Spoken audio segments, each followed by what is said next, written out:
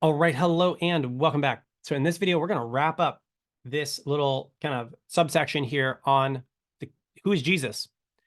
We see and have discussed the evidence that there is no evidence that he's a liar.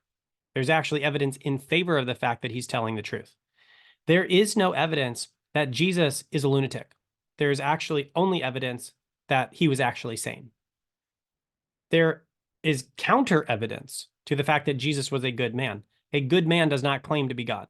That would have been absolutely blasphemous, and they would have killed that person, which they did.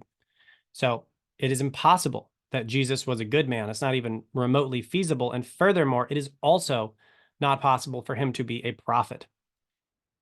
And so that only leaves one option, and that is that Jesus was actually who he said he was, and that all of the evidence pointing in favor of the fact that Jesus is who he says he was, the miracles that are attested by multiple eyewitnesses, the resurrection, the death and resurrection that is attested to by multiple eyewitnesses, and all of the other evidence that we have through archaeology, the Dead Sea Scrolls, other evidence, the first century church fathers quoting from the New Testament, the way in which the New Testament was written so shortly after, and we have evidence that these books are written within one living lifetime. The people who wrote the New Testament would have seen Jesus.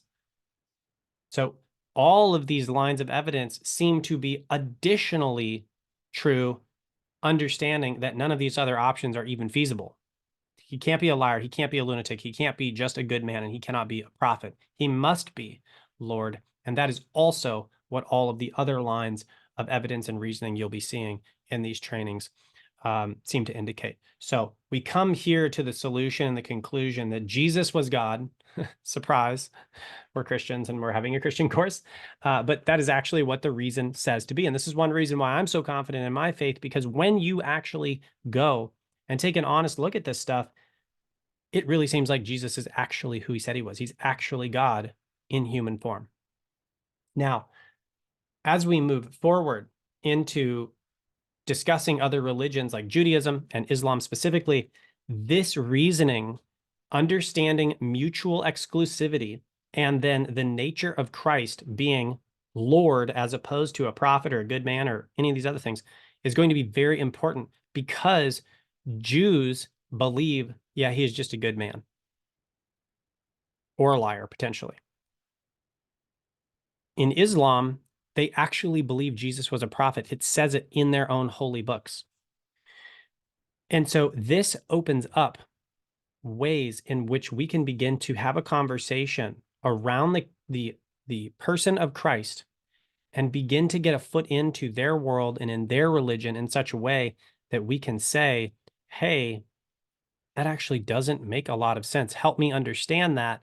And of course, it can't be argued, as we have just seen. There are some other things we will do as well, but this is going to set up a lot of the reasoning with how you're going to talk to and evangelize to a Jew or someone who is in Islam. So thanks so much for being here for Liar, Lunatic, Lord, Good Man, and Prophet. Zach, you got anything you want to close out with for this part? I'm all set. Doing good. All right. You guys have a great day. God bless.